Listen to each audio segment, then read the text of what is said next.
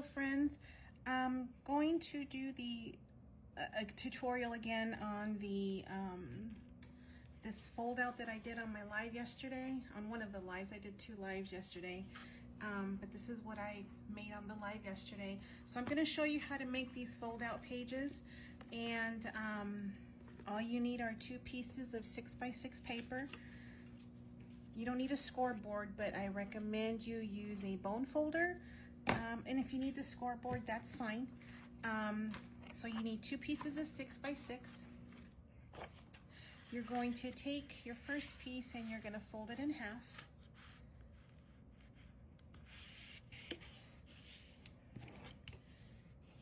Okay. Then you're going to rotate it and fold it in half again.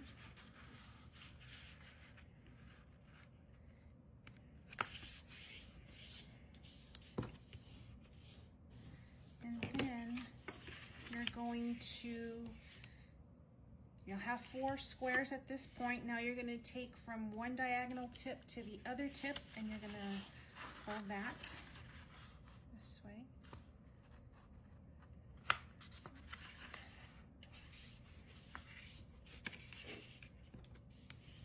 So now what you will have are 4 squares, and 2 of the squares will be divided in half. And I'm going to suggest that you flip this over and you fold it on the diagonal one more time, and you'll understand why in a few minutes, why that's something I added. You're going to take your second sheet of paper and we're going to do the same thing. You're going to fold it in half, open it, rotate, fold in half again.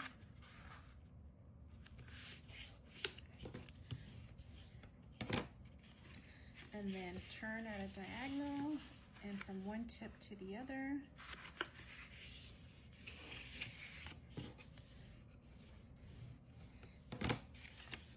Open it again, fold on the diagonal line one more time.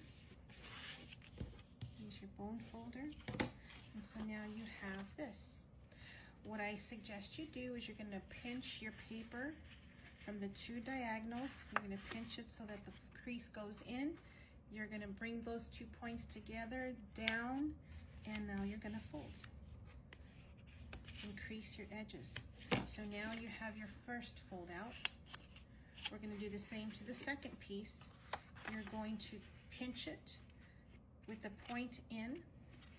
You're going to pinch it from the sides, and you're going to bring those 2 diagonal corners together, put down, and you're going to fold this on top.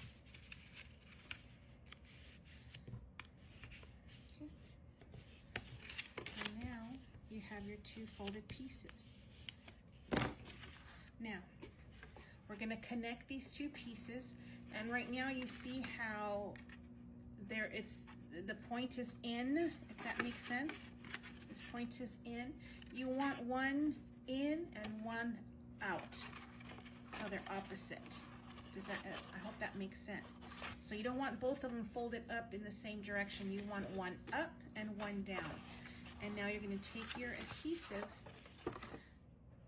and I suggest wet glue because it's a little bit more workable, and you're going to add it to the inside of your score line. Not too close to the edge because then it'll spew out. Preference again of what you like, but you can use a dry adhesive, but I like a little bit more working time. So I'm going to grab this full square, and you are going to put it on here. Make sure that it's within the score line. You don't want to go over it because you want to be able to fold it. And then just burnish so that the adhesive goes through, spreads out. And so now you have your piece that folds in. And that's it. This is your whole project. When you mat this, because the squares are now 3 by 3, I like to have a 1/4 inch border around my outside paper. So I've cut all these papers at 2 3/4 by 2 3/4. And then on the other piece, it's the same thing, but you're going to cut at a diagonal. And as I referenced in the live, You may want to be mindful of the paper that you choose to put on this part here. Reference to my old one, the one I first did. If I would have done things different with this one, I would have placed this paper on the full squares, because I had to cut through this paper, and it's a pretty image. I wish I didn't. I wish it was just a whole image without the center cut. I would have put it here, but it is what it is. So when I made this one, I decided to keep these whole pieces and then put something different to contrast it, and then just cut it in the middle. Something I did recommend in my previous on the live is on your pattern paper, or whatever paper you're gonna cut here. I'm gonna use, let me grab a piece of scrap paper. When you're cutting a diagonal, because let's just use this one. When you're cutting at a diagonal, you want to put one end in the cutting well and then the other tip here, rather than putting your blade and starting from the bottom or the top and come down. Because if you do that, and if your blade is starting to dull, or if not, when you go to slide your blade, it's gonna curl and crinkle the corner. So it won't be a sharp corner anymore.